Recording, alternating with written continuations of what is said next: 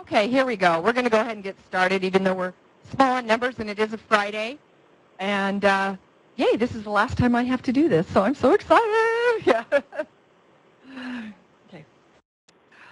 So we're going to start off this morning talking a little bit about, well, first of all, we have two people I'd like to ask to come to the front of the room. One is Heather Gross, and the other is Megan Lopez.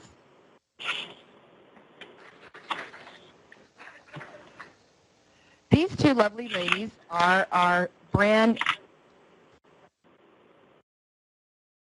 Oh, if you're online, we need you to mute.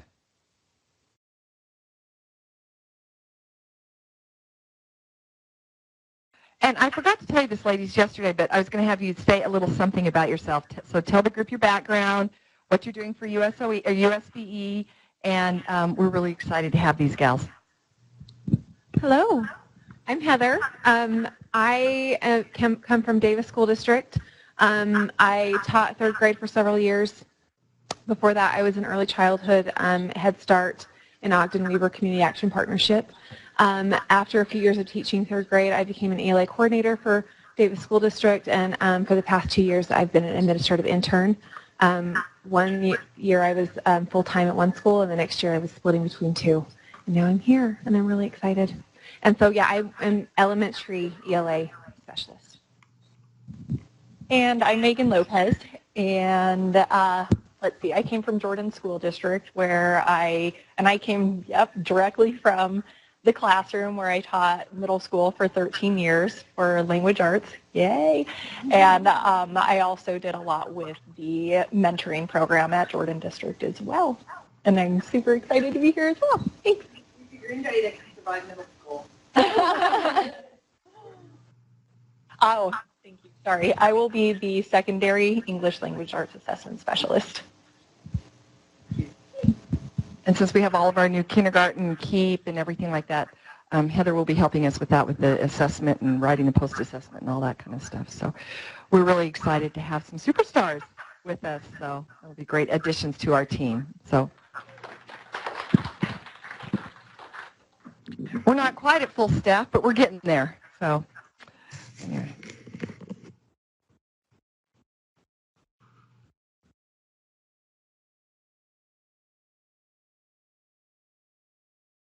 Okay. So we just received our ACT results. I attached them in a PDF, the executive state summary. And so I'm just going to show you, we now have, can you move that chat box down so it doesn't show? Well, you know what, if you move it on this side or down here in the bottom corner, that's blue usually, so, or this way on the left-hand side. Can you move it over there? Okay. I don't know. See if that works. Yeah, minimize it. Maybe that would be best, unless people start asking questions. Okay. Whoops. And so basically what you're looking at here is 2013 scores through 2017, and those were when we started with the statewide assessment. And you're looking at English. This is the composite score. English, math, reading, science, and then the composite score. And so you can see 5 years ago we were at 19.8. This year we're at 19.9. and the rest of the scores look similar. So, you know, one of the things that you'll see, I know we're making goals, state goals and things around ACT, but this shows and displays the compressed nature of the ACT and how it really is probably much more normative than we think. And so if you're looking here, this is a 3.5 point spread is all. So we've had very little change over the last 5 years. I think one positive, though, is that we are testing a lot more students and maintaining the scores. So, you know, 5 years ago we had 25,000 students. This last year we had 42,400 students. So, you know, I do think that that's one positive. And then just looking at the demographics of Utah, now these are all self-reported when we were looking at the ACT, so remember that. We have 66% white kids, 15% Hispanic, 2% Asian, 1% Pacific Islander, 3% multiracial, and we're having lots more students not identify what their race is. So we have 11% of those, and then Native Americans and African Americans. So the reason I'm showing that is showing again the pretty static nature of the demographic results for ACT. And these are the composite scores, again, for 5-year trends. You can see what's happening with our African American students. We're staying about the same, dropping even just a little bit. Native Americans, our white students are staying almost exactly the same, 20.7 to 20.8 in the last 5 years. Hispanic students, 17 to 17.1, staying very static. Again, Asians, 20.1 to 20.4. Our Pacific Islanders, 16.7 to 16.8. Our multiracial, 20.2 to 20.3, and the non-identified students are around 18 and 18.8. So these were the couple of charts that I wanted to show you now that we have 5-year trends of ACT scores. Each one of your districts, have any of your districts received your ACT reports yet? Some have, some have. So this is just the statewide summary, and of course there's lots of different data that we like to get from ACT, but we don't always get from ACT. So we're working on getting some additional data sets so we can do some additional analysis around that. Please remember, and Ann Michelle will go over this really quickly when we talk, just do a quick review of the accountability, but remember now that we're looking for students who score an 18 and above on the ACT rather than meeting all of the benchmarks, is what our old accountability system was. When we look again at percentage of students meeting those benchmarks, remember that it's for English, it's 18, math is a 22, reading is a 22, and it looks like science got cut off there, but I think science is a 24. So that's what you have to get the benchmark score on the ACT. And that means you had a 75% chance or greater of getting a B in that corresponding college course.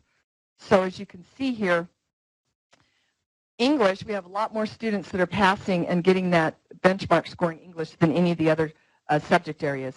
You have 35% in math. This last year we had 34% of our kids. 45% in reading.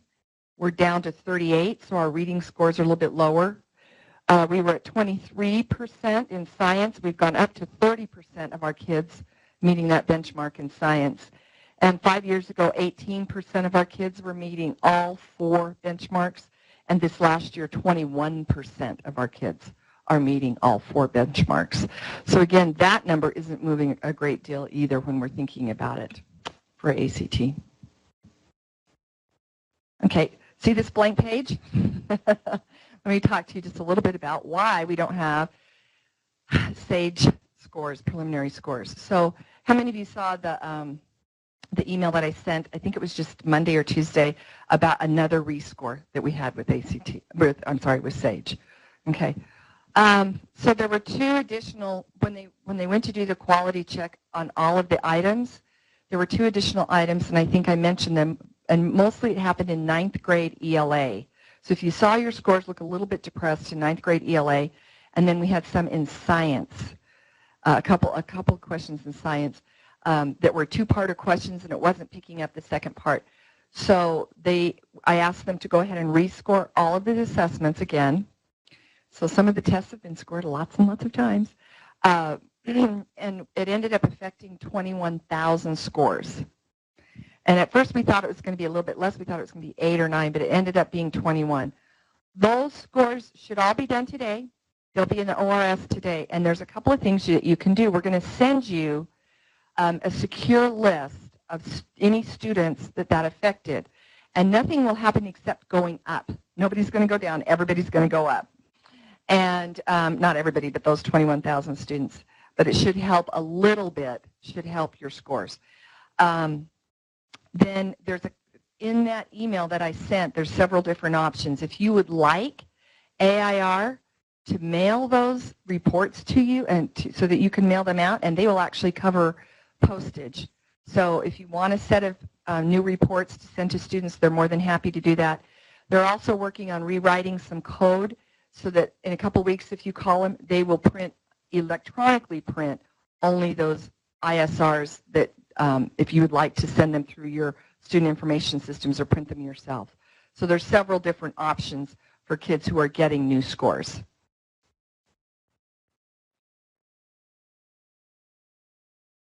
What's the ELA trend?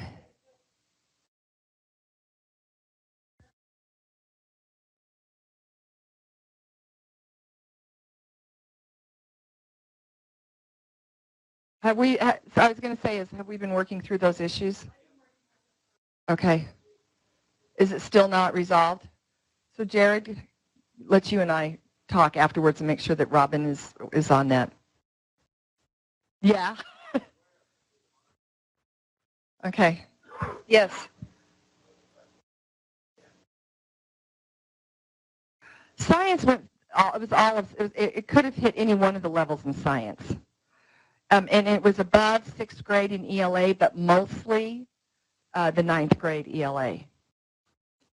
The science, it could have been. It was a specific item type where they had it was like a two-parter type, and it was one of those that it ended up being. And I can't remember exactly. I put it in the email, but I'm too old. It's leaving me now.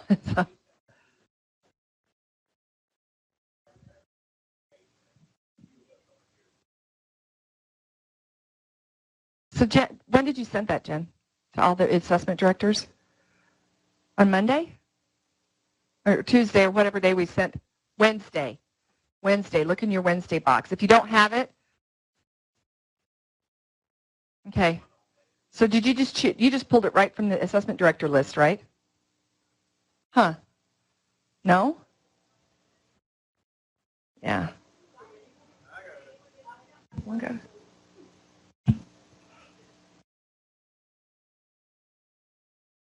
So it could be that's why we don't have very many people here today, too. And a whole bunch of people online are saying they didn't get it either. Jen, would you just resend that right now? Okay. She's going to resend that right now. So at the next assessment director meeting, Jared's going to share all of the preliminary results. How do you like that? Okay. All right. This year was the first year that we actually went out in the field and did some site observations. And so I'm going to have the team that did the site observations come up and talk about what they saw about what was going on out in the field during the SAGE assessments. I'm not sure. Yes.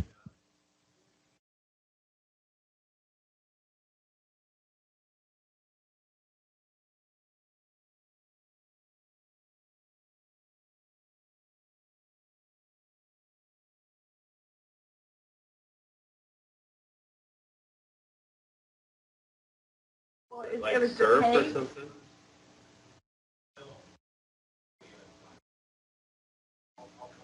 Is it on the data gateway?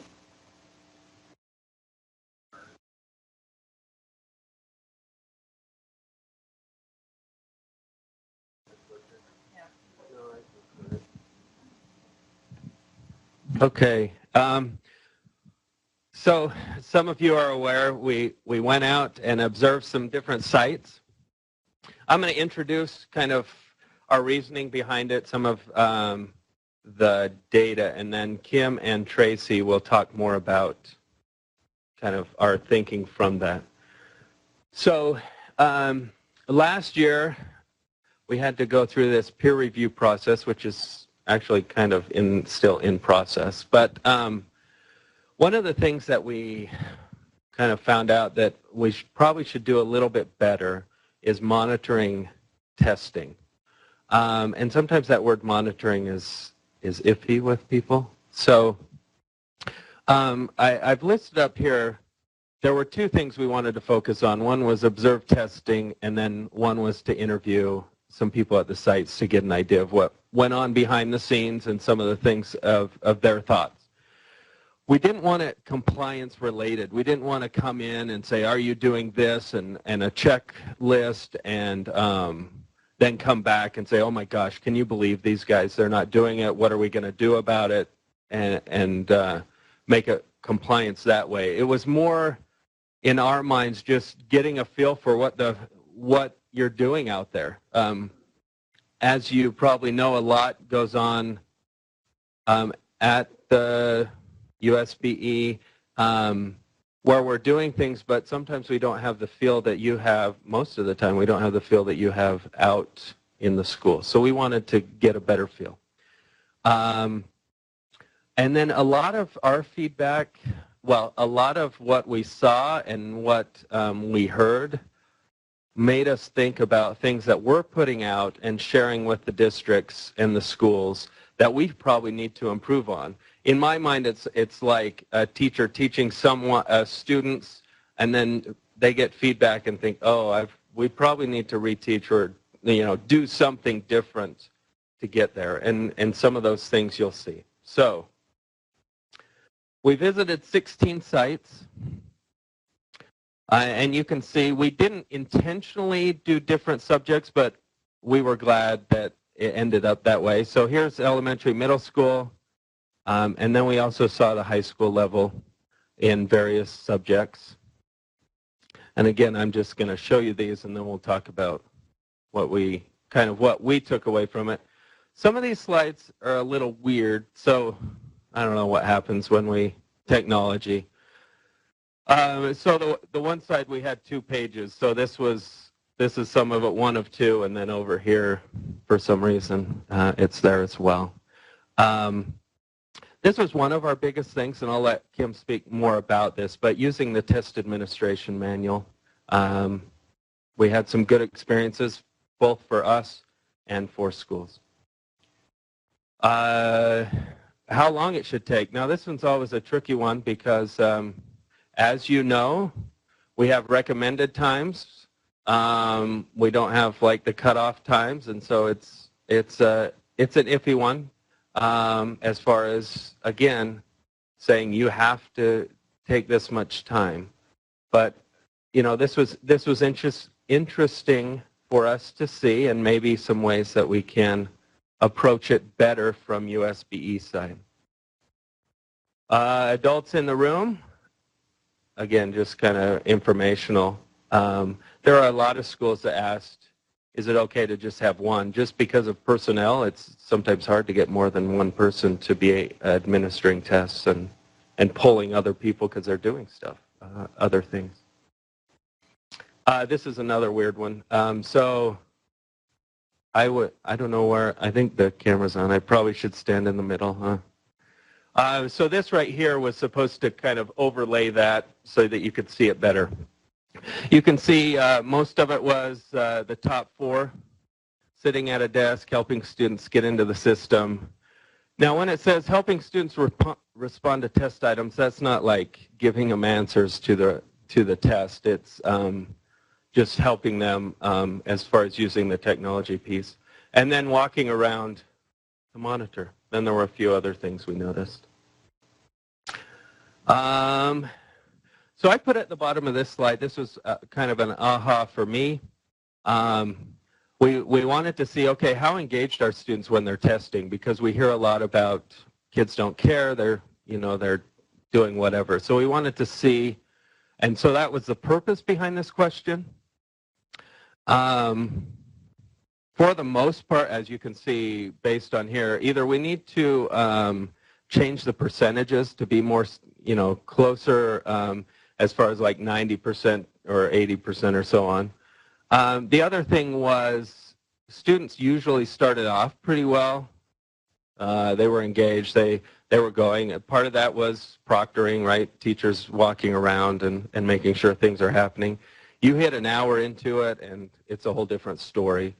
So one of our ahas is if we could somehow kind of look at what point do they start to kind of drop off as far as paying attention and really being engaged. And I'm going to turn it over to Kim.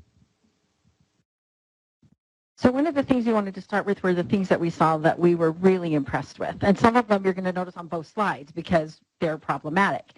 First of all, when we saw the TAM being read, they did it correctly. They were not trying to, they actually read it the way it was supposed to be read. They read it like a script, et cetera, et cetera. So that was really good.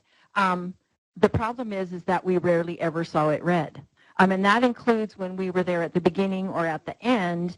And in fact, sometimes we had teachers actually say to their kids, do I need to read the test administration manual too? Well, what student's going to say, yeah, please read me the want directions, you know, which is a problem because that's what makes this a standardized test. So that was one of the things we talked about. Now, one of the things that's really good about this, though, is that we got feedback, and there is an untapped source for those of you who have computer aides working in your full-time labs. The recommendation we have is when you guys are launching things in your district, any kind of training, things with technology, the aides that work in those labs actually see pretty much every single thing that's going on and answer lots and lots of questions. So I use them as, tell me where this is awkward in the TAM, because I'm the editor of the TAM now, and tell me where this is awkward and give me some suggestions on better words to use. And I have pages of stuff for that we're going to change the script a little bit so it's a little bit more natural language, and sometimes even some words that they said, our kids don't understand what it means when you say software and use the word program instead, or this is the language we use. And just so you know, I asked them, well, do you ever get asked by the your principals and stuff, and they said rarely. And so just as a little tip, we really found some phenomenal information from them. They could tell you all kinds of procedures and things that they did, and it's kind of out of order, but the highly organized procedures that we saw came from schools that had computer aides that really sat down, and because it's their job and they don't have to deal with teaching in addition to everything else, they have some fantastic procedures that they're using that we'll talk about, and I'll go into those a little bit more. Another plus that we could tell is that the students really knew how to use the tools. Most students clearly understood where the highlighters were and where the calculators were and how to use the dictionary. Dictionaries are used all the time. It was interesting to watch one of the schools that Jared and I were at. We actually saw a couple EL students really struggling with this and then going back, and I was really starting to root for the student. You can get the answer. You can get the answer. And what was really phenomenal about it is she went back, and the dictionary wasn't helping her because it was really a context clue question. And I actually saw her have that aha moment because she had been struggling. She kept marking it and then coming back to it. And then her face when she got it, I mean, she literally did like that. And it was really exciting. I made sure I told the teacher because I know she was really stressed about that particular student. The active proctoring was phenomenal. And we know that might be because we were there. But really and truly, I actually had to tell, we have a joke about how many steps are you getting today from some of the teachers. But they really they're doing a phenomenal job. They are stressed out. We didn't see teachers trying to read tests over people's shoulders. They were just proctoring and encouraging students and doing exactly what they were supposed to be. And so thank you for that, because that is a really tough job. All questions, we never saw anyone answer a question inappropriately. Like any time a student raised their hand and asked a question, I would say in my observations almost all the time it was just, I can't remember how I have to do this or that. And they always answered it appropriately. A couple times we had some students raise their hand and ask, I don't know the answer. And every time I heard a teacher say, do the best you can. Or remember what we did in class, you can do this. And that was pretty much the standard answer. And I actually had a teacher ask me last week, is that appropriate? Am I allowed to say that? Because somebody accused her of cheating when she said, remember what we did in class? And I said, no, as long as you didn't say, remember when we went in class and we wrote that one thing on the protractor and we did, as long as you just say, remember what we did in class, take a deep breath, it was okay. And then the organized procedures, we saw some really good things. The privacy folders really wowed Jared. We have some schools that actually have, and it depends on the size of your school, right? This isn't appropriate for secondary, but for elementary, this worked great, where every student had their own little folder with a name on it. So they put their scratch paper in there, they put everything in, and they filed them away, and then they just handed them out. There are color-coded, some of the computer proctors color-code the TAM, so the teachers know exactly what to read. And that was at the school that I was at with Clyde. And then some of them have color-coded schedules. They keep really good track of who's going where. And those are the kind of things that you hear as that are stressful. As you're logging in every day, how many more kids, the schools are actually trying to do a really good job. And those procedures, by the way, we're seeing from the computer proctors, not necessarily from the teachers who are just kind of doing that. So it's a really you might want to start thinking that as a district to have a discussion about what are we doing with this, because some of the schools are just have some phenomenal procedures to just make things simpler, and especially as we move in, ACT rules are so strict, and some of that stuff, it's an awareness that really needs to happen. Now, some of our challenges, and as you know, I like cartoons, so this is our count. Just think of this as if you're reading a really long text message. And they did that on purpose because the most problematic thing they saw was the reading of the TAM. They just aren't reading it. Or if they do read it, they're starting to paraphrase it. And I'm not talking about if a student raises their hand and asks a question and that's appropriate. I'm talking about they go, well, I'm just going to kind of say whatever it is. That invalidates the standardization of the test, and it's something that a lot of teachers don't understand. That's why it's called a standardized test. So we know that you're doing the best you can, but they were kind of surprised when we asked them that. Like, did you read it? And they're like, well, no, what? So that was a little bit surprised. Posting the test session thing on the board, we found in the classes where whoever was proctoring actually wrote the time on the board so the kids could look up and say, oh, I'm done at 10:05 or 10. They were far more relaxed. There was a definite difference in the room about that. And then sometimes for us it was really hard to figure out how long the testing sessions were, which leads to the next one.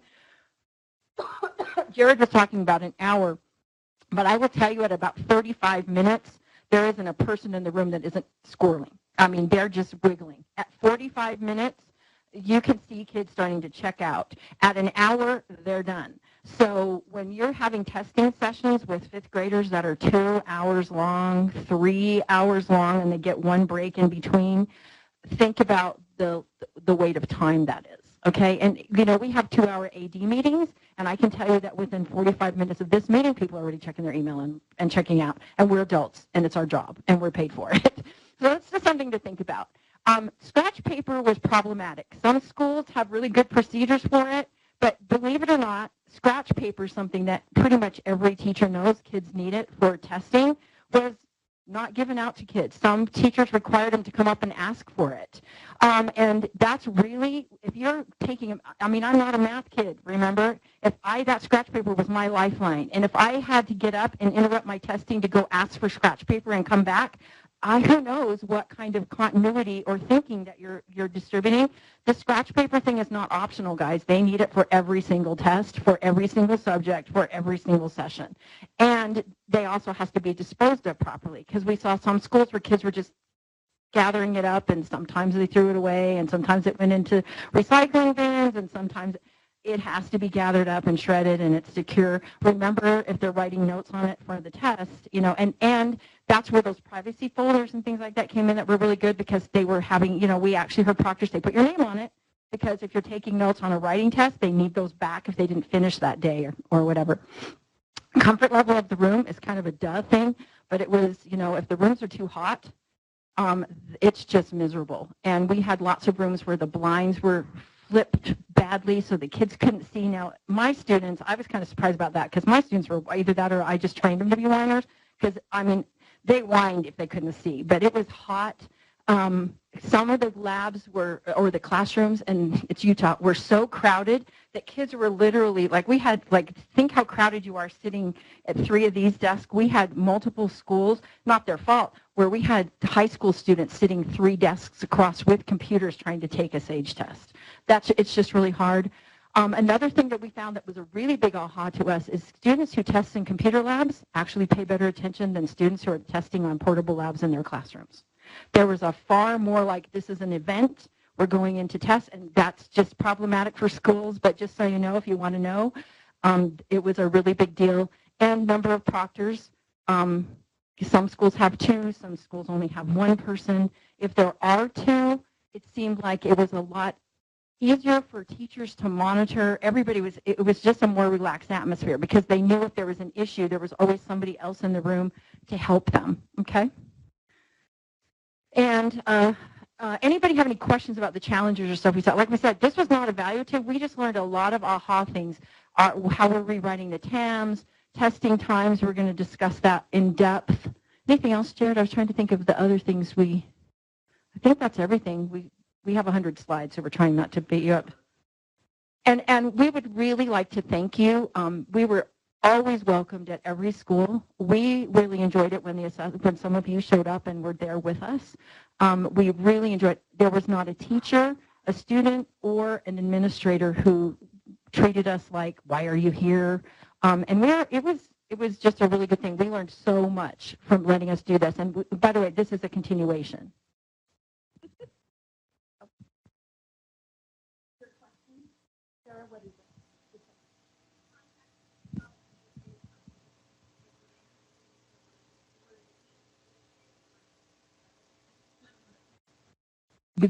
They should definitely email Sydney and Jared as soon as possible. But definitely Sydney first. But Sydney Carter, so they need to do. Well, that's interesting. Yeah, right. Oh, and make sure you tell us what content it is, like if it's ELA or do not. Oh, sorry. Oh, yeah, they are secure. Yeah, just say we had a problem. Yeah, thank you, Todd. Problem. We have a problem. We have a problem. Here's the problem. Sorry. So I'm guessing someone will contact you then with your problem. So Kim's kind of last comment as I roll into just really mine's more the data collection. Just here's what I collected data-wise. I had an LEA, special ed director, that I went out and visited. I was like, man, I really hope it was worth your time. And I think that's the one thing that Jared and Kim and I discovered this last year is even though you may feel like it's not worth our time to come out and do this, just some of the little things that we see that you may not know we're looking at really help us when we, have internal discussions about what's going on. So I think it really is beneficial for us to see how our kids are testing. So for special ed and accommodations specifically, I made it to 11 LEAs, 14 schools, and I observed 30 students. 70% of what I saw was SAGE, 27% was DLM, and then there was, I think, one UA in there this year when I did my observations. Test subjects, so 36% of what I saw was writing, so that was kind of interesting this year to come see that with our kiddos. And then the next biggest was I saw DLM, which was a combined ELA and math, and then math and language arts. I didn't get to see much science, so that's one that I might want to chase after next year is come to see what our kiddos, and especially in the special ed world, are doing with the science assessments. And we leave this totally voluntarily up to you guys. You let us know who you want us to see and what subjects. So this is always an interesting one for me. I take note of where the administration is happening with our kiddos, and 90% of what I saw, our kiddos were testing pull out in a special ed class. So I don't know if it was just kind of the nature of maybe the perception of what you think I'm trying to come out and see, if it just so happens to be that way. And only 10% of my observations were special ed students in with their gen ed class testing, which is kind of interesting. And when you go back and you interview teachers or students really on this component, a lot of the students do say they prefer to come out with their teacher and test, or it's just become what the norm is for them. And a lot of the interviews with students in special ed is I do my normal classroom assessments in class with my teachers and other students, but for SAGE, we pull out. That just might be something you could internally discuss with special ed directors or if you're thinking about it. We did have a couple LEAs that I went and visited that the special ed director joined us with the assessment director, and I think that was awesome. Alpine was one of those. I think it was really a good eye-opener for Ryan, too, to just kind of see that component. So that's always an interesting one for me. So just some top accommodations that when I go and I look at the files and I just want to see what's in students' IEPs for their classroom accommodations and then what's on assessment. So the top 5 accommodations in IEPs for assessment is extended time, minimized reduced distractions, alternate location breaks, and text-to-speech. Mind you, this is only 30 students, so it's a very small number, but that seems to be very much a typical accommodation. And then as far as observing some of these accommodations, extended time is really, they get as much time as they really need. In essence, there's that recommended. But so here were the top 3 that was really observable of what kids were doing accommodation-wise, typically. Outside of your really specific, I came out and saw specifically some interpreters, and I came out and specifically saw some scribe just to see what that looked like. But out of those 30 kiddos, that was typically what we saw. Which is interesting because a lot of that is your embedded, right? Kind of universal accommodations for any kiddo. Yeah.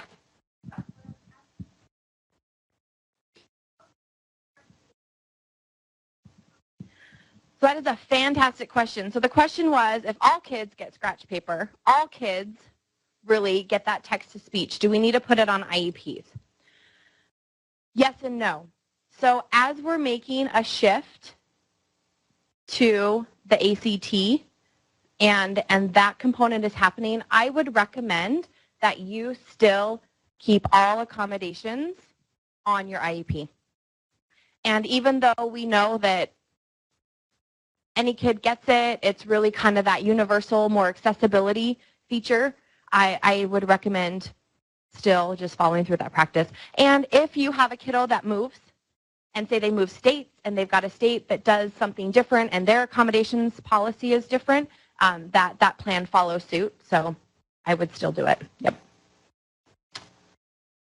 So Scribe, as most of you know, this was one accommodation specifically that we kind of targeted this year and redid some things and kind of opened up that speech to text component. So here's just some real raw data that I gathered. So we had a total of 199 scribe requests for the state. So the one thing we discovered when we set out on this adventure, the year before I had had a total of 14 scribe requests come through to me. So this year when we made it more formal and kind of put in the process of you need to notify us, and we actually had a request form to fill out at 199. So I personally, individually, looked at every single one of those this year. So out of that, 173 were for students on an IEP. 9 were 504. And I had 19 for emergency. Just kind of some interesting data. Out of all of that, we had 184 human scribes, and I only had 11 that were speech to text that actually went through using that component this year.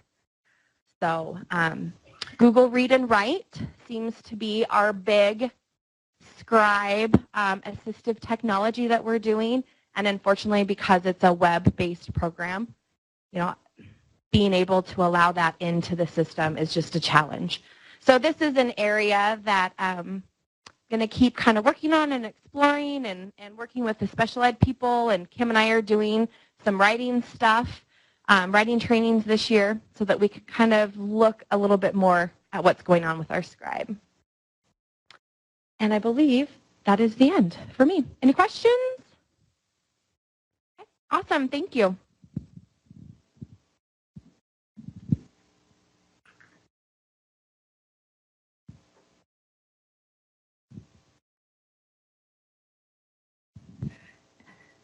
And so now it's the Kim and Jared show again. And yes, we did call each other, so we both were blue today. No, I'm just kidding. But that happens to us everywhere we go.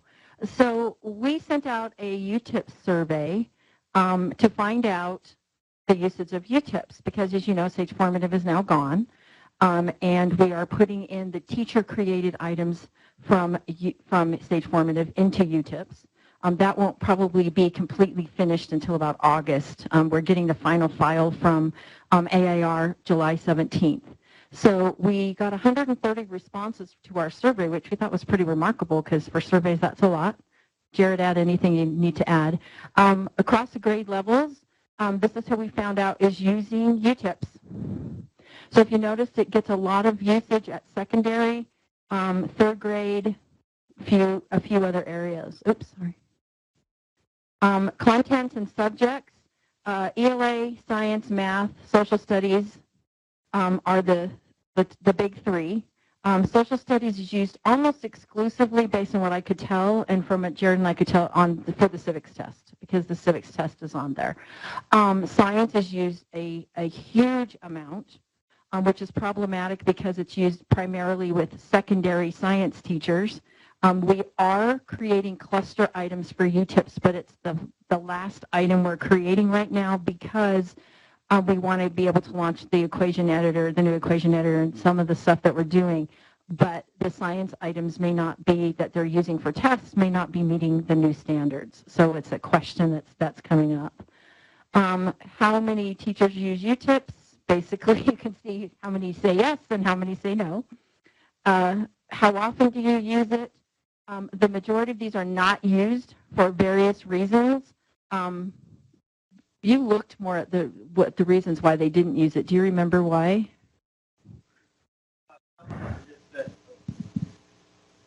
Some of them just said they didn't use it. Others said, oh, I thought it had gone away. So for the most part, it was just that they hadn't used it, or they had moved to a different position or a different course. They were teaching something different. They used to use it once upon a time, but they've moved on to something else, and they haven't kind of waited around or gone back to it. Then we asked, what training would you be interested in?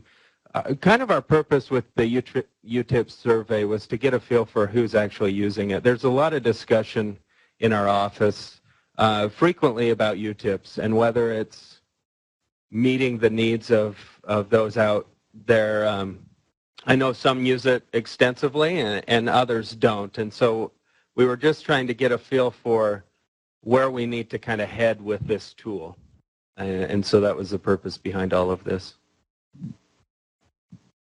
Any questions about the UTIP survey? Okay. Okay, so here's the update for where we're going, where we are, and where we're going, so that you're aware. Just so you know, this is the UTIP's usage for the year in a bar, in a graph. You'll notice that science uses it overwhelmingly, followed then by CTE, and then and language arts. And the language arts questions, just so you know, the language arts tests that are being used, as well as the math tests, are not coming from the UTIP's item bank. They are teacher-created items because the item bank has been blocked off since 2011 because we need to go and do an item review, which you're going to find out about in just a minute. So those language arts tests, if they're still using them, could be from old. They may have created the tests, and when we went to the new servers a couple of years ago, they may have just incorporated things. So there's some questions. We were kind of surprised, actually was really surprised how many teachers were using it in ELA because of knowing that there isn't an item bank that they can go and use. So some of this is problematic. Like, it may be time to start discussing, like, are your tests that you're giving actually matching the standards that the actual current content standards that you're supposed to be teaching? Okay, good. That's good. And I know a lot of them have, but remember, this went everywhere, Aaron. But thank you for that. So this year, this is how many tests were completed this year, and I just did it from the number down, not by grade level. But we had 65,988 science tests completed this year, and that's teachers. That's how many teachers are using UTIPs for science. And completed just means they gave it to a student and the student finished it. Okay, so we didn't, and I have breakdowns by district and by school if you want to, but we're not going to bury that. For science ILOs, 65,563 at grades 8, through about grades 8 and 9, 7th and 8th, and then the 9 through 12 is about 63,000. Math, about 16,000 tests. 7th grade won that, and then 6th grade was for about 14,000. CTE uses this a lot. We don't do a lot with CTE. We are working with them a little bit, but the CTE has a lot of statewide tests, as you know. And so statewide, about 12,000 tests. If you notice, it's mainly high school, grades 9 through 12, about 12,000. Language arts, again, 6th grade, 4,500, 5th grade, 3,900, and then 7th and 8th. So it's 7th grade, and then 3rd grade uses it again, which I thought was kind of interesting. And then social studies again, if you notice seniors, because everyone's trying to frantically finish their civics test so that they can graduate. And then UTIPS Health, we had about 757. And by the way, this probably comes based on the data. I didn't keep going back, because I had to look at 5,000 spreadsheets to do this. But in order to do these two, basically this is really like one teacher who does it. You know, when you have about 700 tests, that's about where that was. So this is what we're going to be doing. We would like to use the item bank. Okay, it was written to Common Core standards, which are and so we're going to update that. We're doing that this summer. We're going to do it for ELA, math, and science grades 3 through 5 first. We are going to be doing item writing for science and adding the cluster items. They're just not going to be ready by July, so we wanted to do it effectively. We are going to be meeting at the Jordan Auxiliary Center, which is, you know, our primary place. We are paying the teachers to come. We would like you to send us some names, as well as our content team is also contacting some of the item writers that have been working on SAGE as well. People who are familiar with this, but you are welcome to come and look at the items as well. These are formative items. They're not secure, but we need to go through and actually look and see what's in there and decide what we want to keep and get rid of, okay? Another thing that Doug is working on right now are new UTIPS manuals, and these are just the pictures of them. I am going to put them on the website. We have to make them ADA compliant, so that's going to be quite a little challenge for me. But he just barely sent these to me, but he does have a couple new manuals that are UTIPS core items, and then how to do the external sync, because syncing is a huge thing. I will tell you that every single district is now synced between UTREX and UTIPS, every single district. What I'm finding from the help desk is that a lot of teachers don't understand that, and so I get emails at the help desk like, I can't get on because they've never ever put their Cactus ID, or their role in UTIPS is listed only as a sharing teacher, not as an actual teacher connected to a school. And when in that case, it doesn't connect them to Cactus. And so that's the main thing that I found. For charter schools, anytime a teacher from a charter school emails me and asks me to be in UTIPS, I always double check to see if they're syncing. And we've been doing those kind of on a case-by-case basis, because UTIPS is the UTIPS in charter schools is much, much less than other places. Here are some new item types really quick. We have, and I'm going to go through these really super fast. Yes, Deb.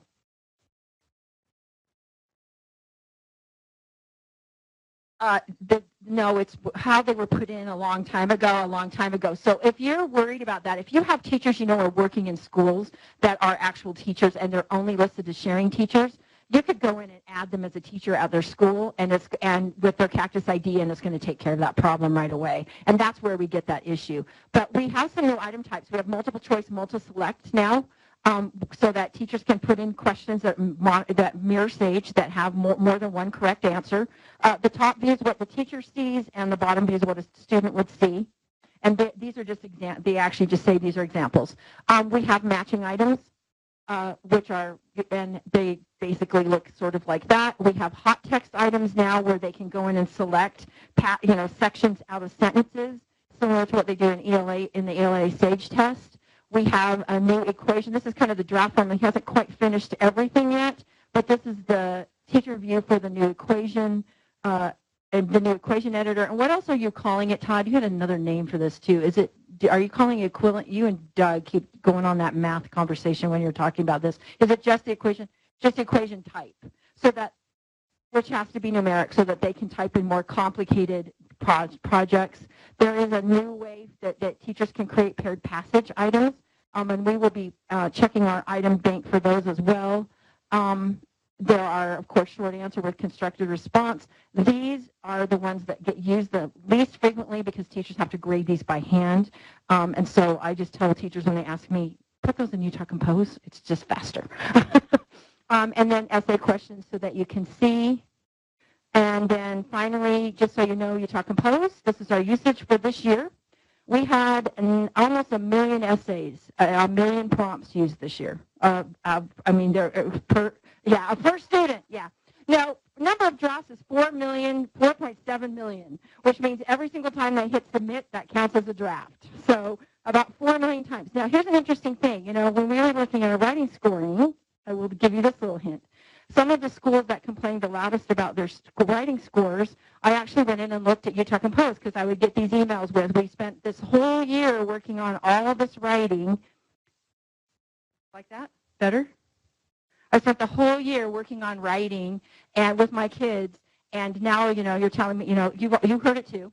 And so it's not psychometrically, it's not, I just went in to see, so what are they doing? And so I went into the one tool that we know that they all can use for free and that they have had access to for 3 years and will have access to for at least 2 more. Virtually every single email I got like that, there was no evidence that not only had they never used Utah Compose, but no one in their school had ever used it either. Now, Utah Compose is not the practice test for SAGE, but it certainly is a formative tool that you can use to inform writing, that you can tell that kids are writing and writing and writing. So, and I'm not joking, virtually every single school. And I'm not talking just one teacher. I'm talking there might be one teacher in one grade level at one school, but most of the time, the entire school, they had never even used it and had no history of ever having used it either. So might be something you might want to hint to them about that as the writing scoring goes. And that's part of our writing trainings that you're going to hear about as we move on. So here, so you know, average monthly scores, the kids are at about 20, which is not bad. About 19.9 is average score, which is the previous year it was a little bit less than that. And so we actually are moving up. So you can see that they are getting better at writing, okay? And that was anything. Anybody have any questions? Utah Compose, UTIPs. The dates for our item review are July, it's the 26th, 27th, 28th, or it's the 25th, it's the 26th, 27th, 28th, because it's right after the 24th of July, but it's here in this building, which is why we got to be in this building the week after the 24th. So we would love to have you come. I know Todd's already invited math people. The ELA, Heather and Megan are inviting some ELA people, and Scott's going to invite some science people. But if you have people, please, please, please send me their names, because we would love to have a broad view of people, and we have money we can pay them, and a little bit of money so that we can pay them. So I don't know who's up for college and career readiness. Who's next? ACT? I'm guessing it's the other part of the Blue Man Group.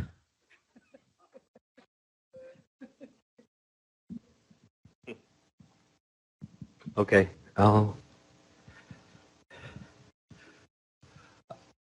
So just some information. ACT sent out a survey and had initially said June 20th. I wanted to have a chance to share it at this assessment directors meeting. If you know of people that participated in the ACT test this past year, if you could pass along the link so that they could answer the survey. We have several questions. We want to know about accommodations. We want to know about just general ACT test kind of setup, as well as if you administered online. We want to get some information about that. ACT Aspire, there's lots of rumors and things out there.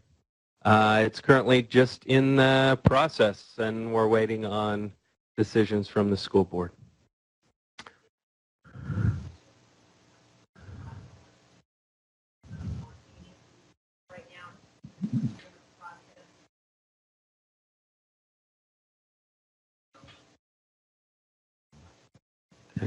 Yeah.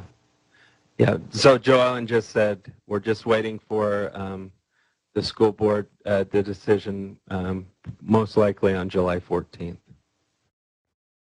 Sure.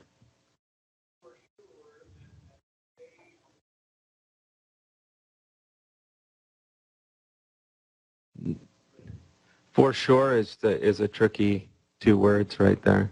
And leaving as well. Oh, repeating the question. So the question is it for sure that Sage will be leaving high school level? Are we moving, essentially to something else? Do you want to respond, Joellen? Nothing.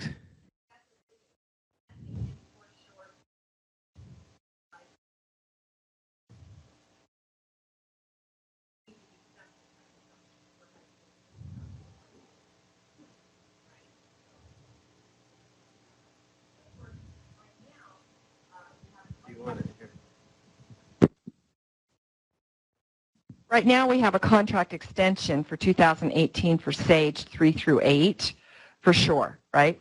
So what's in question is what's going to be happening for 2018 at the high school. So there's several options the board's considering. I'm not really sure what will the outcome of those decisions be.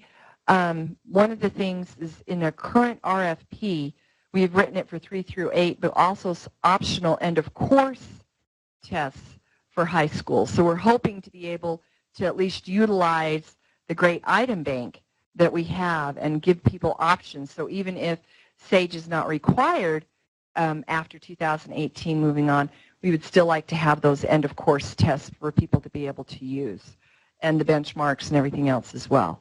So, you know, to have access to the item bank is probably one of the things that it's critical that we're looking for. For this next year, then it's wait and see. It depends on the issues. There you go. Joellen would appreciate that. We'll give her, or we'll give you her number, and you can. Yeah. Yeah. It'll be a different number. Yeah, and the hope is, as Joellen mentioned, with SAGE, especially at the high school level, to have those available, that teachers could use those. Not required, but still have them since we have those items. Any other questions on?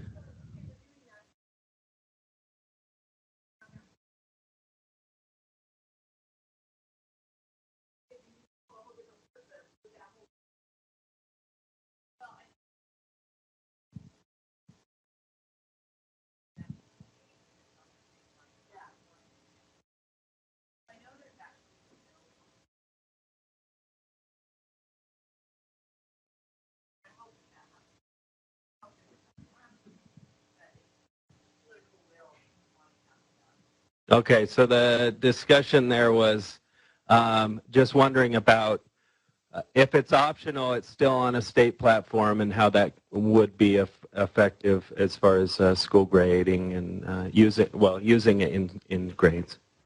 And Joanne mentioned that there are some bills and other things maybe going through that who knows what this next year will bring. And then the last thing is SHMOOP.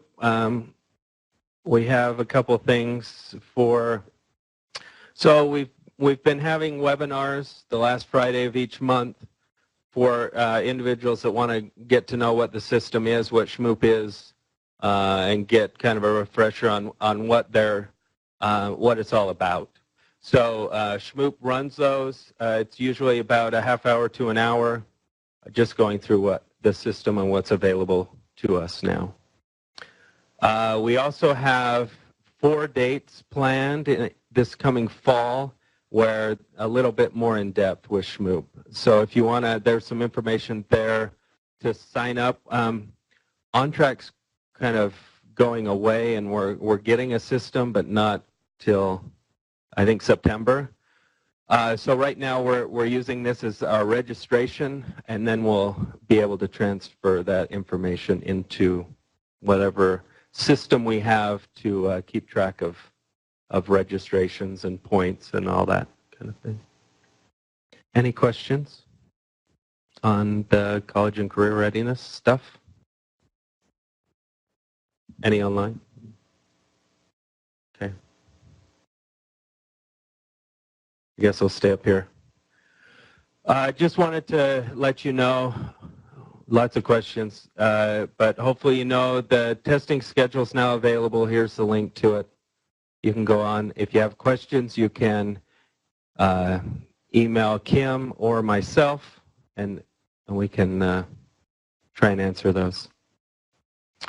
We also have our meeting schedules posted for assessment director meetings for this next year. So those of you who are moving on to better things, hopefully better things, different things, make sure that this information is passed along. We also have our Wednesday webinar schedules, and again, if you have any feedback, questions, there's information on who you can contact. Joellen won't be so much longer, so probably Sydney or myself.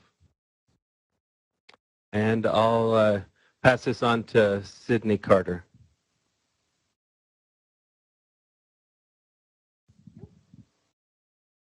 All right, I just wanted to do a quick update on our KEEP, our kindergarten entry and exit profile. So far we've trained nearly 800 educators across the Wasatch Front and out in the Uinta Valley.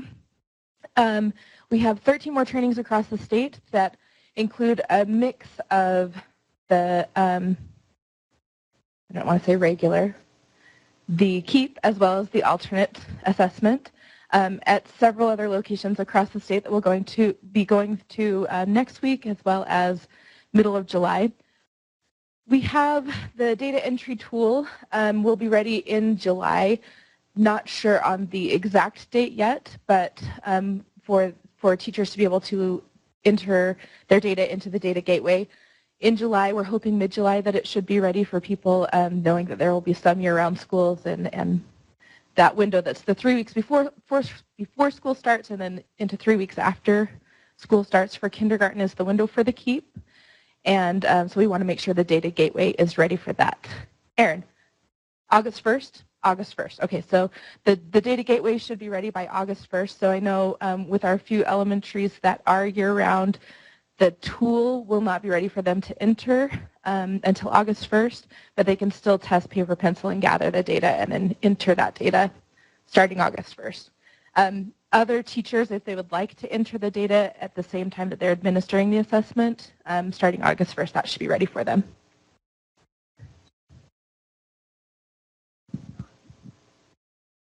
So on our right now on the assessment website, the new kindergarten, the TAM, the student materials, and the scoring sheet are on our current website. We're updating our website, and that's not current, that updated website.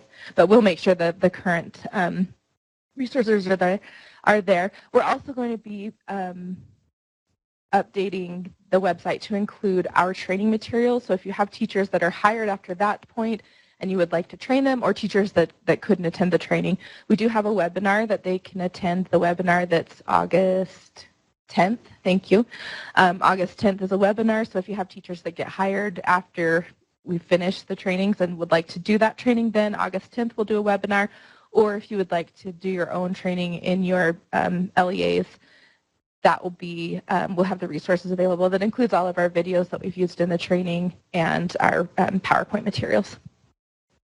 We've made modules that will be, if they're not already available on the Data Gateway, to walk teachers through, first of all, if they haven't registered for Data Gateway, how they will be able to get on and do that, as well as modules for entering the data and modules for gathering reports on the Data Gateway. Let's see. Yeah, so the kindergarten page on the USBE website right now is current. You can access the TAM, the student materials, and the scoring sheets. If you have questions on the alternate assessment for KEEP, Tracy Gooley, you can contact her. And it's very similar to the alternate assessment for DIBELS. So if you have teachers who are administering the alternate assessment, it will be familiar for them. The format is very similar and what they're doing. Yeah, Tracy. Wait, talk to the microphone. So, and I think the most exciting part about this is the scores for the alternate KEEP are entered in Data Gateway on the same page that you enter your regular score. So they're different tabs. So make sure special ed teachers, too, that will be needing access to Data Gateway that maybe have never had it will get that. So it's kind of neat. We're rolling them all out at the same time. So. Yeah, so there's a tab for the alternate assessment in the Data Gateway. The other thing about rostering, I just wanted to repeat on the rostering in the Data Gateway, making sure that as soon as you have kindergarten students registered, that you get their information entered into your SIS system, and those students, as soon as we have that from SIS and UTREX, will be rostered to the school. So when you go into Data Gateway, the teachers will have access to all kindergarten students registered for the school, because many of you will not have rostered them into classes until after you know the data from the information from the test. Let's let's see. So with the opt-out, we sent in the AD memo on June 9th information about the opt-out with language about why the KEEP assessment would not be an opt-outable assessment. If you have questions on that, you're welcome to contact us. We talked with our team and with legal departments and determined, okay, these would be the reasons why this would not be opt-outable. If you have questions or concerns about that, please contact me. I would be happy to talk that through with you. As well as we try to really make sure, oh, something popped up, but I didn't see it. Was there a question, Emily? With EL students, in the TAM, it states really specifically that we follow the same rules as we do for all other state assessments, and that is that with oral translations for students who speak a different language, you're able to translate the directions, and that would be the only part of the assessment that would be able to be translated into a different language. What we're really looking for is what does the student know and understand in the language of instruction, which would be English. And so there are discontinue rules built into the assessment so that if students, we don't want to unnecessarily force students to sit there, but we want to see, are they able to know or understand these exit preschool standards. That's what the assessment at the beginning of the year is based off of. Kim, question?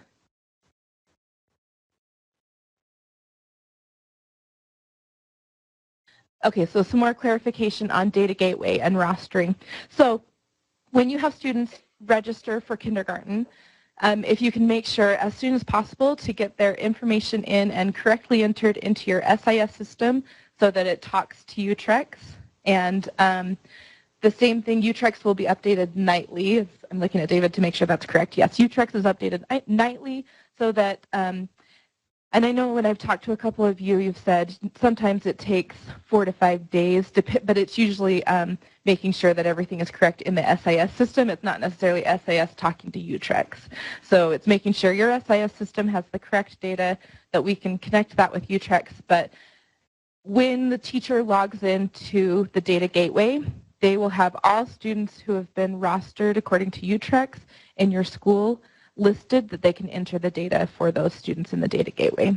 So, and at this point, any kindergarten teacher that is registered as the teacher for a kindergarten class will have access to be able to register on Data Gateway and log in to enter the information, as well as the assessment directors. And then we're leaving it to a local decision if you would like to grant access to other people to enter that data. Yeah.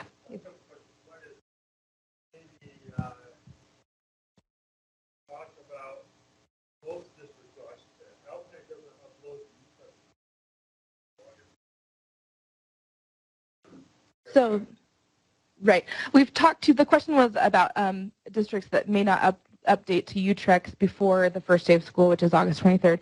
We talked at the IT directors conference and said, you know, for the kindergarten case specifically, that may be something that you'll want to get that updated before then. If you don't start talking to UTREX until that first day of school, the teachers can still administer the assessment the 3 weeks before school starts. They just wouldn't be able to input the data until that point. Yeah.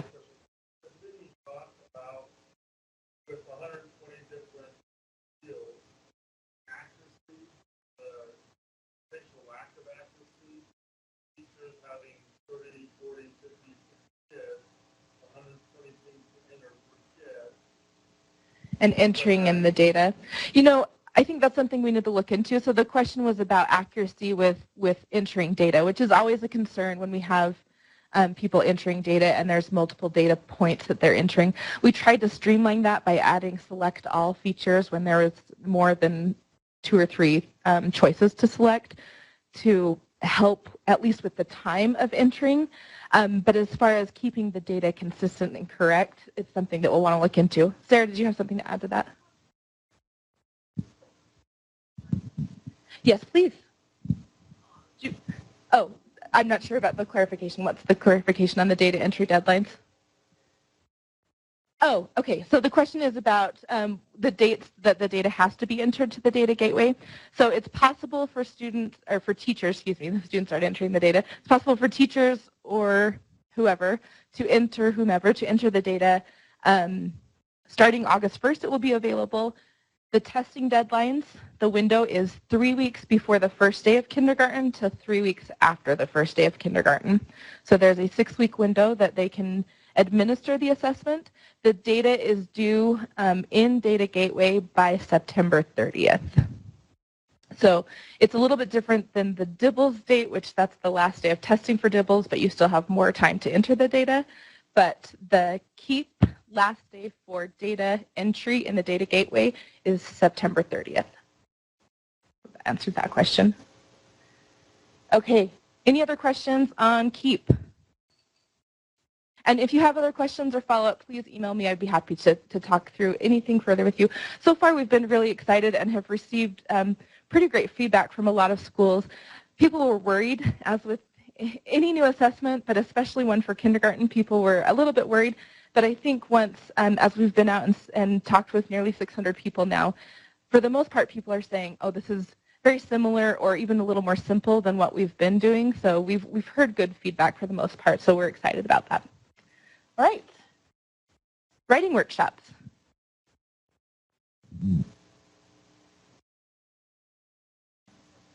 Yeah, nothing like jumping right in, so Megan, thank you.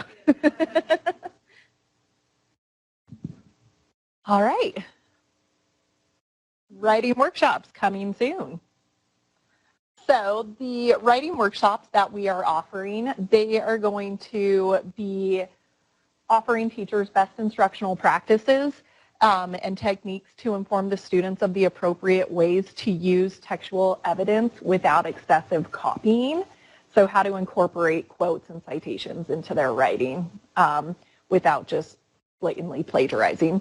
Also, we're going to be helping teachers learn new strategies to help students elaborate on you will learn strategies to help all students elaborate effectively, how to better differentiate instructions, and how to incorporate accommodations into your classroom. So the trainers will be myself, Kim, Tracy, and Heather. So we'll make sure that accommodations will be available as well. Oh, yep, sorry, is this better? Okay, all right.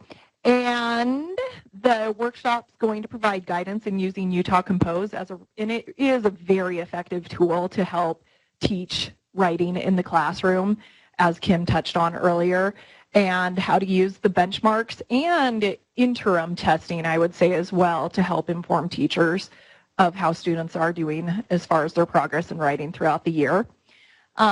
Since the new scoring engine is going to be in effect for writing next year, and it's going to be applied to all the writing tests, we just want to make sure that this training helps so we can alleviate the excessive copying and not just the copying of the stimulus material provided to the students, but also when students just write one paragraph and then copy that over and over again in their responses. So how to help students not do that as much. And so this is another way and goal for the students to be more prepared in writing. The format is going to be 2 sessions, so we're trying to align that more with the first semester, second semester. So the first session will be in the fall and the second session should be in the winter at some point. And the first session is going to be instructing the teachers on these best practices. And then the second session will be in order to take a look at, our plan is to have the teachers bring back samples of writing in order to look at that and evaluate it and to really see if this is taking place based on what we've taught. And who's invited? Pretty much anyone that teaches writing is invited. We encourage special education teachers to attend, instructional coaches, curriculum specialists, district specialists as well. So we really want to push this out to as many people and have as many people attend as possible. So how to register?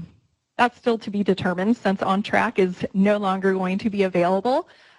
We will notify all of you as soon as we possibly can how this is going to take place. We will have flyers going out as well We imagine there's been some discussion that we might just have to do SurveyMonkey in order to do the registration, but again, as soon as we know, we will send that out to you. And the dates, now this is all, please notice at the bottom, this is just preliminary. We do actually have set locations for most places. I believe Ogden is still to be determined because we haven't completely nailed down an exact place. And some of these times are also subject to change. I believe Jordan, we're going to be doing an 8 to 3 session. And so any of this is subject to change, but as soon as we know, we will get this out to you. And so this is going to be for the first session. And this will be the follow-up second session. Any questions? All right, and now for Dibbles. Okay, we have a Dibbles Refresh training coming up on August 30th. It's full day, and it's in the Utah State Capitol Auditorium. This is mostly for new teachers or paras. The audience is anyone who is new to Dibbles Next training and those wanting a refresher course. So maybe someone, a grade level or a team hasn't been doing Dibbles for several years. Maybe someone else was doing Dibbles instead of the teachers, and in this case, this would be a good opportunity to get a refresher. There is an attachment to the email with the PowerPoint that is for this event. I have a couple that are printed, but it's also on the attachment. Oh, we skipped one. And then we have some SAGE development trainings coming up. We have in July, we have a math and science content review.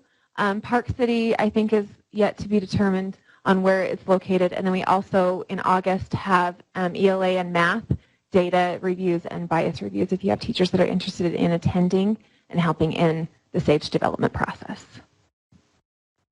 And that's all for me.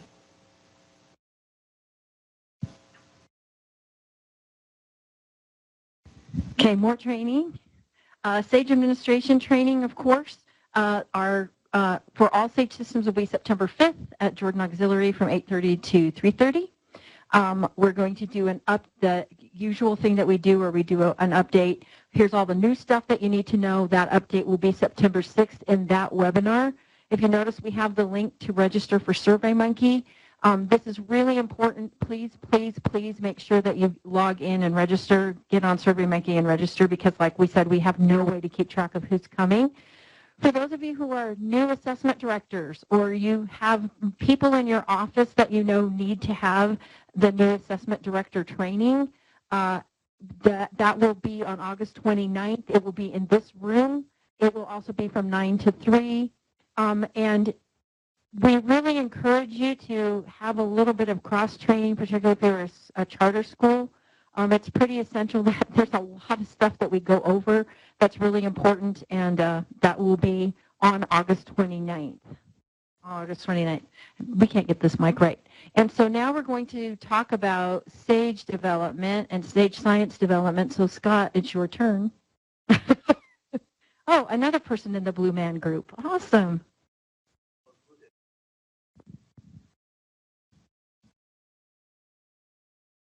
Okay, I'm Scott Ross-Kelly. I am the Science Assessment Specialist. And this link on here is a great place for teachers or you to keep up with what's going on in terms of the science SAGE development for the new SEED standards, grades 6 through 8. And so I highly recommend getting people hooked up to this. Anytime we have a workshop, an announcement, a new book that's going to come out and help teachers, I send it out through this email link, and this is where I get all of my participants for the workshops also. SEED stands for Science and Engineering Education Standards. Whew. Yeah, and so that's why the little d, because it's ED for education. And so Science and Engineering Education Standards. And it says cluster development. Usually we call this item development, but we're making some changes in how science is assessed due to the three-dimensional nature of these standards. And so just by way of refreshment in terms of what these standards are. They're for 6th through 8th grade. They're adopted by the board December 2015, and it's going to be this upcoming school year when they are fully implemented with an operational field test at the end of the year. And so it's going to be the first time it's official. We've been trying to tell teachers, start teaching these standards, start using these standards, start teaching this way, and get ready for it, but it's now finally going live. They are based on the next generation science standards. It says that on the bottom of each introductory page for each grade, just so you know when people go, well, these aren't supposed to be NGSS. Well, they are based on those standards, and NGSS does have some great resources to help teachers. The Davis District has put together a fantastic website. I'll show you in a minute, at least show you the link for it, that is really helping teachers link to what this really means in the classroom, and this even for our assessment. The SAGE is going to mirror this shift from content to practice. So that's been the big shift on this. We've always focused on, these are our standards, this is the content, this is what students need to know. Now the focus on, this is what it's like doing science. This is what it looks like in the classroom when students develop a model. This is what it looks like in the classroom when students analyze data, when students think mathematically. We're working on the practice, and SAGE is going to mirror that shift, and we've come up with a way of assessing that really causes a shift into what the test looks like. And so we've been showing that to teachers now. We have some samples that are out and available to look at. The teachers that have seen them have had some initial concerns. They see some math questions, and they're like, hey, my kids can't do that. But I purposely put math teachers on the writing teams to make sure that the math is appropriate. And they go, yeah, actually, we found out that your students in 7th grade started doing this in 4th grade. It's just that now they have to think computationally, so it's now part of our standard. And so it's going to be really handy having those math specialists there to help us out. If we need a copy of the standards, they're available on the USB website. Ricky Scott has his science website up where you can download a free copy of those, but I've also got the link there. If you want to go to that, that'll be available for you. Where these come from, this comes from work done by the National Research Council, and if you trace it back far enough, it actually goes back to Ronald Reagan and a report on what's failing in schools back in 1983.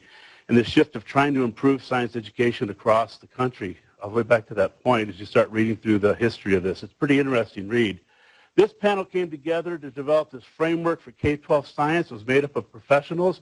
The new thing about this panel, though, is the first time they implemented scientists into the panel. Before, it had been science educational specialists, teachers, and now we have actual scientists saying, this is what science looks like. They came up with these new standards, a set of practices and concepts implemented in the classroom to make it so that students aren't just memorizing content, they're actually doing science. And so it's really exceptional in my own personal opinion, having been a scientist, because that's where I started out. I started out doing research. And so when I saw these standards for the first time, I was super excited because it was amazing how it opens up what you can do in the classroom and how you can get kids engaged in science and get away from rote memorization. If you think about it, knowledge is increasing at such a rate that according to the latest research, a child born today will have knowledge double 4 times over by the time they graduate high school. How do you prepare kids for that if we're memorizing content? It's not possible for the human brain to memorize that much additional content. So we teach them how to access it.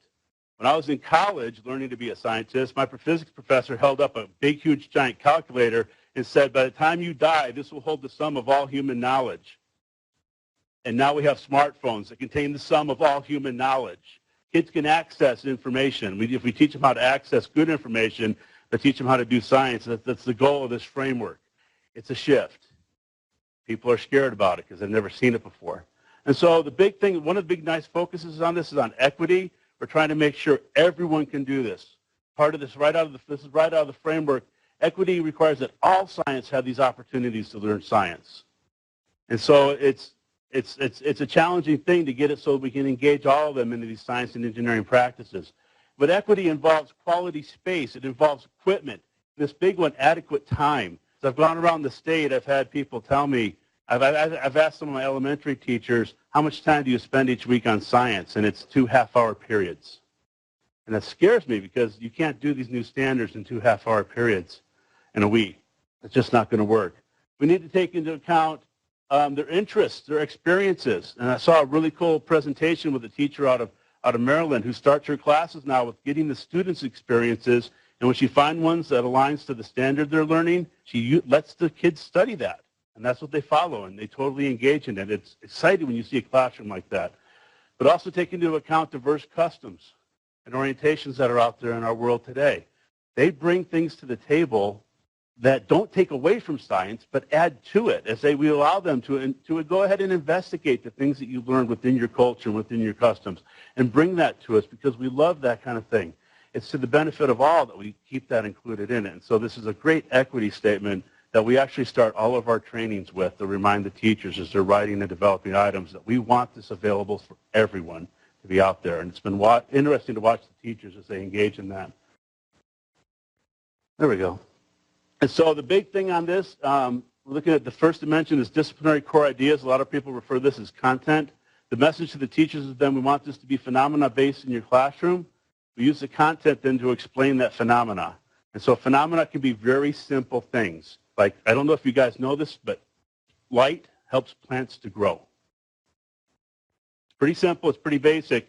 But from that little statement of a phenomenon, we can take and engage students in making plants grow and seeing how light can affect that and let them come up with the experience to do that. We break it into 4 disciplines, and this is pretty much 3 of these disciplines are going to be on the student report when we finally get it out. Earth and space science, life science, and physical science are the big disciplines that we break this down into for every one of the age groups, 6th, 7th, and 8th grade. The engineering standard is an embedded standard that's embedded into the other 3.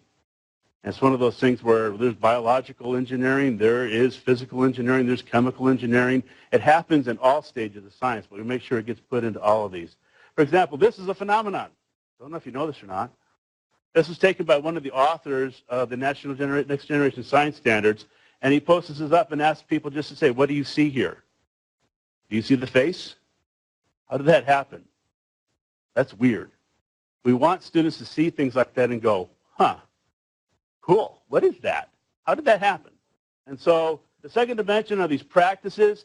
This is what's scaring the teachers a little bit. We used to call these the ILOs, the intended learning outcomes. And a lot of teachers would get to the standards and throw the ILOs in the garbage and just focus on what the kids needed to know. I've answered a lot of questions from teachers going, why didn't my kids do so well? And we go to the ILOs on their report, and they're not looking so good. They don't even know they were being recorded or tested. We have to have a discussion on that. But these are the big practices, and this is the focus of the new test coming out. The students are going to actually be told specifically which practice they're going to be using on that test set of questions in order to answer the questions. So we're very open with the students, not trying to trick them, saying this is what you need to do to answer the following questions. The third dimension are these cross-cutting concepts, and these go across science. They're kind of interesting things like patterns and cause and effect. I put up the things of cranberries there because I studied cranberries at Ocean Spray, and this is where I first learned the power of a cross-cutting concept. When we brought in some cranberries from a test that we were doing, and they had not turned red.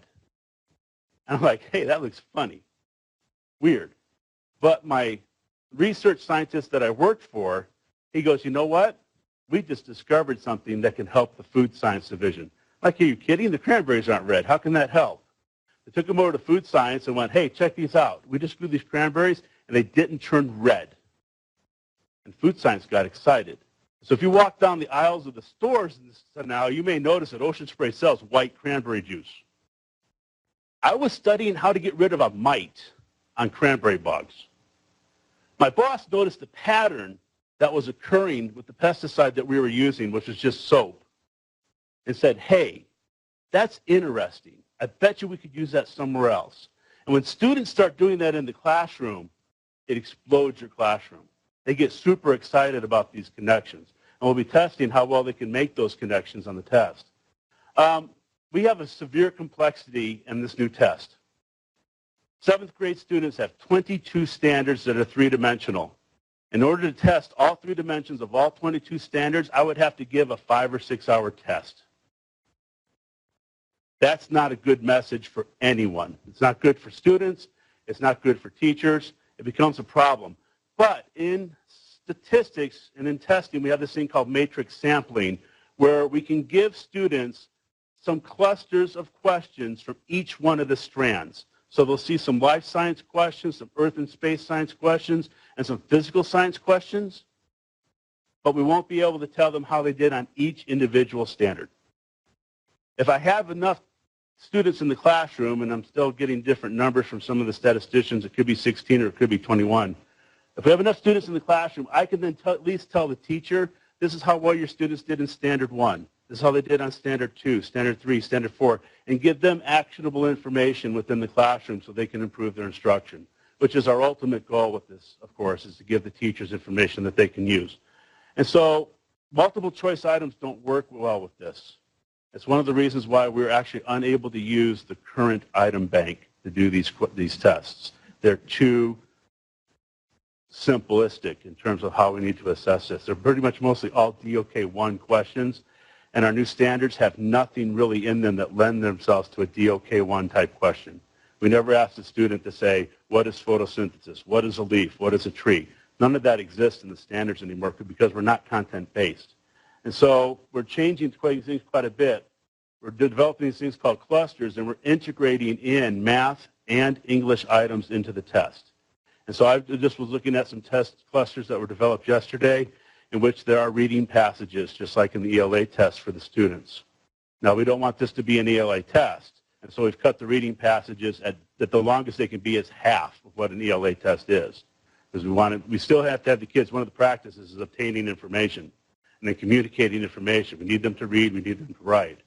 And same with the computational stuff. We have the equation editor built into the science test now because we have to think computationally, and they have to be able to show us that they can do that. And so we've pretty much stolen everything from everyone else to do this. And it's working out really well, actually. We're kind of excited about it. For me, this highlights the necessity of teachers to collaborate. When teachers look at the test and they say, my kids can't do that math, I'm pretty much telling them, you need to talk to the math teachers in your department because you're going to find out that they can do this math. And you need to be able to find out what they're calling these terms and what this is. And is this a correlation or is this a causation? And what are the effects? Because they learned those things in their math class, but they need to be integrated now into their science class. Highlights of a good cluster, just like we told the students, told the teachers, we want the cluster to start with a phenomenon. And they all do. It's the first 1 to 3 sentences or a picture that's actually starting on a phenomenon. It tells a student-relatable story and something called the stimulus. The cluster actually has the test screen divided in half. On the left side is a stimulus that just has the information the students need to do the test. The right side is where the items are that they'll be graded on. So they never get graded on anything on the left side because it's to help them, it's to give them what they need in order to do science. The right side are the items where they'll actually be graded. We have a variety of item types. It's not too long or complicated. We need to make sure the test fits into still the original time. But so the clusters are, right now we just had a cognitive lab that occurred up in Ogden, and we're hitting our mark. We're actually hitting a little lower than we thought we would. We shot for between 8 and 12 minutes per cluster, and it's hitting between 7 and 11, which is kind of good. We're right where we need to go. And so we only aligned to one standard in the cluster, and the combinations have to align to all 3 dimensions eventually. We need to get all 3 dimensions in terms of what we're analyzing in the clusters. I'd like to show you some of them, but I don't have enough time. And that's okay, but the link is on here. The link from the PowerPoint usually doesn't work. It doesn't like going from the PowerPoint to browsers. But the address is down here. We can actually look at actual clusters that are samples that are available and are published. We've been showing them to teachers. You can see them for 6th, 7th, or 8th grade and elementary. Actually, these ones are elementary, middle, and high school, but they still give you a good idea of what they look like on that. The schedule right now, we just finished the bottom left, science writing. We have content review, like I mentioned, in July. We still don't have our location nailed down. We're figuring out that for right now. There's probably going to be another content review in October, but we're not sure on that. But then we got all the other steps. And the reason why I want to put this out here is I remember when SAGE came out, I was told as a teacher I'd get really fast results, and it wasn't true because there had been a message disconnect, right? Because we have to go through all these rubric validation, data review, standard setting, and get the past board review before that can happen. And so I really don't know when that's going to happen, but we hope it'll be as soon as possible. And so once we get through all those things.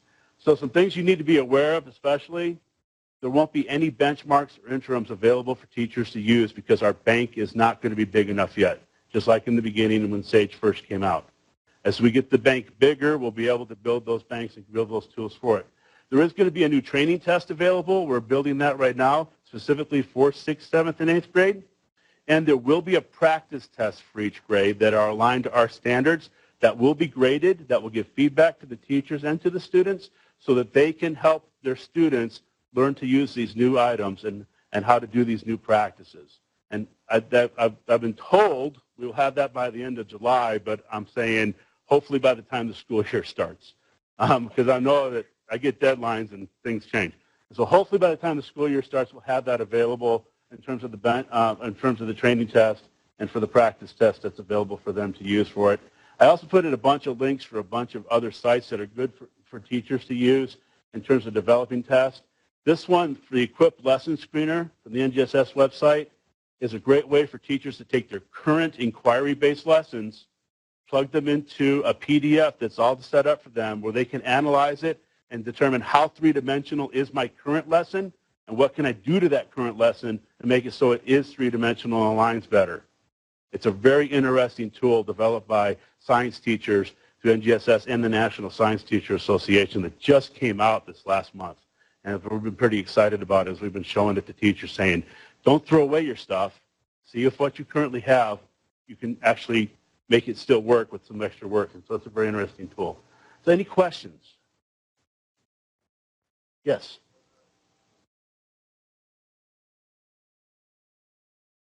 Yeah, the time plan for high school and for elementary, I don't know yet.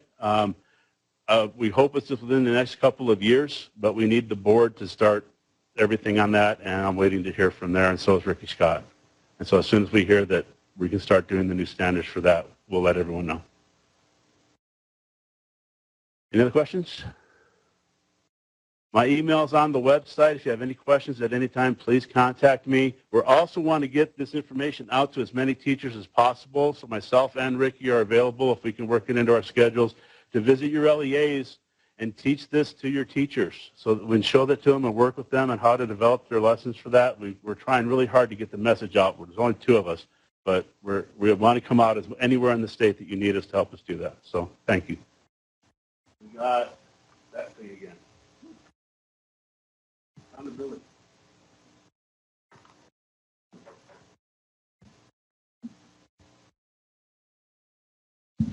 Hi, I'm Anne Michelle Neal. Heard my voice. It's been a lot of presenting this week.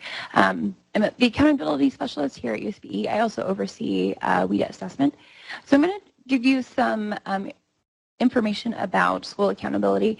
As we've been working through the process of writing the SS state plan draft, we've been sharing out this information and been able to really identify better how each indicator within ESSA will be measured. There's also been really great work aligning the legislation that was passed in the general session during 2017 under SB 220, where we created the Utah Accountability System. That system is being written into ESSA, effectively creating a single accountability system rather than having a federal and a state accountability system that, and not knowing where to go with it. The intention really is to create one aligned system. So ESSA requires several new indicators. Some notable things are that the Title III EL progress indicator has been moved into Title I. And so those EL progress becomes part of the point calculation for accountability. We have academic achievement as an indicator, student growth, EL progress, equitable education opportunity, and post-secondary readiness for high schools. With the ESSA writing process, we know a little bit more about what each of these indicators are intended to do, what they measure, and how we're going to measure them. So for academic achievement, that's that 1-year time shot of performance in English language arts, math, and science. And that's measured with statewide assessments, and the points are awarded based on the percent of students who are proficient or above. Student growth utilizes SGP and SGT, which I believe you're very familiar with, in English language arts, math, and science. The points are awarded based on the percentage of students who are meeting their student growth target and their student growth percentile. So English learner progress, again, is new to the overall accountability system. These points will be included in accountability calculations for schools. It's measured using the WIDA access. We look at both the progress students are making towards language acquisition and English proficiency. And we also look at their academic achievement and growth there as well. For equitable opportunity, we're looking at the lowest 25% of students in a school. Previously, it's been the below proficient students, which I think has created an over-focus on perhaps those students who are close, who are 2 on stage, about to get a 3. We call them the bubble kids. And educators tend to focus on that group to push them up into proficiency.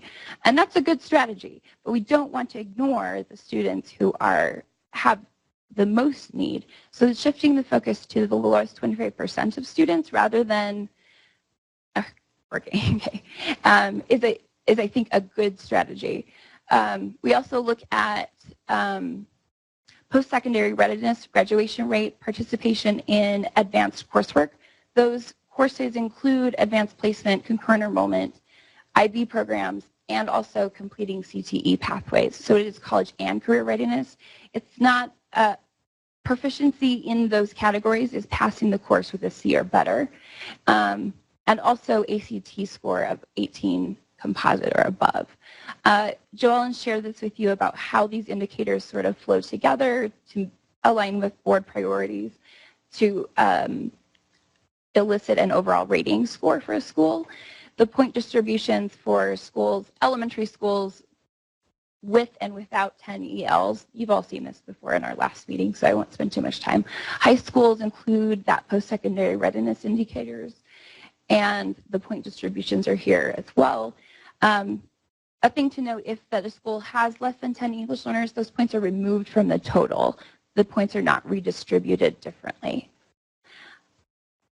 That overall rating comes to a school grade. We just completed a standard setting process or are working on a standard setting process that many of you participated in, and trying to push schools away from focusing on the letter grade toward the descriptor of that indicator, that a C school is a typical school, a B school is a commendable school, et cetera. There are a couple of additional reported indicators that will be on the school report cards. For elementary schools, we'll report on percent of students reading on grade level, disaggregated student performance in elementary and high schools, and also schools will be able to choose 1 or 2 school quality indicators, things like reduced chronic absenteeism rates or intervention data or school climate surveys. There will be a board-approved list of items that will be reported. And the last thing I want to share is that ESSA draft plan for the state is open for public comment. The website is uen.org/ESSA, and that's not on the slide, I apologize. But please go in and make public comment. The more specific your feedback, the better it can be incorporated into the state plan. And anything else? Oh, WIDA update. I didn't see this on the agenda, so I didn't know. Okay, so I'm also the WIDA assessment specialist. So for speaking, scoring is going to be revisited for 2017. There was a change in the scoring process where if a student turned on the record button, didn't say anything, so there's just white noise, or there's no English utterance, that they didn't receive a score. That had resulted in students not receiving a speaking score and therefore not receiving an overall composite score. At the board meeting that I just attended, they decided to revisit that decision because there were too many students who were not receiving overall composites, and therefore they're going to assign those kind of blank responses. They decided, yes, they did have an opportunity to respond to the lowest score so that the overall assessment will elicit an overall composite. There are a lot of accountability decisions based on that access score. We need those composite scores. So it's my understanding that when you receive your final data on July 30th, that scoring will be, for speaking, will be different than maybe what you saw in the validation window. WIDA screener is going live on June 30th. On that day, all test coordinators for WIDA Access will be given open access to DRC AMS and on the WIDA website to administer the screener. Here are some training dates for next year. We're doing an online screener training in the fall. We're going to bring back the really popular formative language assessment training in November. In December, we'll do a test administrators and test coordinators training, half day each, like we've done in the past. And then in February, there's a 2-day, like one date in February, one date in March, to talk with teachers about using data to inform their classroom instruction. Okay.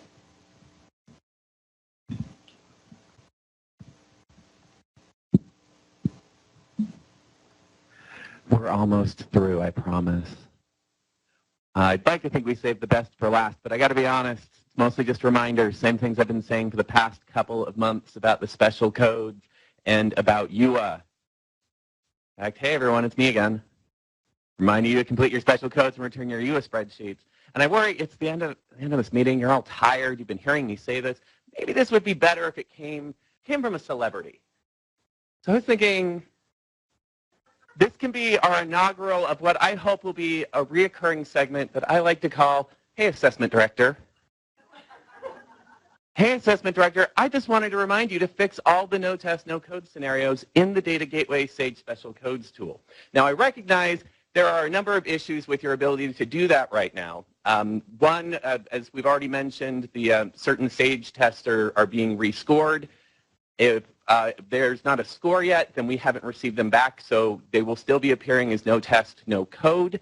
I'm also aware, I've been telling people that when the tests expired at the end of the testing window, then they should appear the following Monday. They did not because they haven't given them back yet. So if you have, again, those cases, because this is a question I'm getting asked a lot, if you have a case where you know the kid took the test or even didn't get a score, they just answered 6 questions, they were a participant. If you know they took the test, you can see it in ORS or in TIDE. Go ahead and you can put that they were standard participants if you know that they were, and that will move them from the no test, no code to the no test with code. And then when we do get the test back, it will line up with it and your problem will go away. The other issue I'm aware of that I'm getting asked about now is, unfortunately, I thought IT fixed it last year, SSID merges are not being caught. So if you recently merged an SSID, then the test is under the old SSID, the student is the new SSID, and they're not connecting. And so that student still would appear as a no test. I've contacted IT about it. I'm hoping they'll fix it early this week, early next week, since it's a Friday today. The other thing is, remember that these are going to change on a nightly basis. So again, what I said in the webinar I did recently was you need to check back, get everything done that you can now, and then check back in early July, which is coming upon us very quickly, to make sure that, there's not like, if, let's say, a fatal error was fixed in Utrex, now that kid's going to appear in the Data Gateway tool, possibly as a no test, no code. Or we will eventually be getting all of these tests back from the vendor, hopefully very soon. I don't know when yet. When we do, then they'll start to appear as tests. So the ultimate point is, remember, we won't receive the final data until July 12th. And so check back then just to make sure that there's all of the no test, no codes are taken care of. And then we would want you to complete and certify by Friday, July 14th. If you have questions, rewatch the webinar from that guy, who is not Ryan Gosling. There's the link for the webinar. And again, any questions, email me. I can hopefully answer with a little more detail. Okay, topic 2, UA. Hey, Assessment Director, UA spreadsheets were placed in your Move It UA download folder on March 15th. So they've been there a while. And we are hoping that since you should all be done testing at this point, fill out and return the file to your UA upload folder. Now, I will say Some of you did not receive a file because you did not have eligible students. You did not have 1% students. At this point, Emily and I could check, but I think we've gotten about 70% of the ones we sent out back. If you're not sure, go ahead and email us. We can tell you if we were expecting one, haven't gotten it yet. We are planning on making phone calls starting on Monday for cases where we still haven't gotten it back yet. So if you've never heard of Move It, or if you have and you can't get in anymore, Emily or myself would be the best people to contact. We can get you back in. If you have questions about the UA test, because we get that a lot, the common question is, like, oh, we did DLM, what's UA? It's like, okay, well, that's the science test. Or we also get asked a lot about what the special codes are. Tracy can help with that. I can help with that. So any questions with that, you can contact Tracy or myself. Are there any questions coming in on the chat on those topics?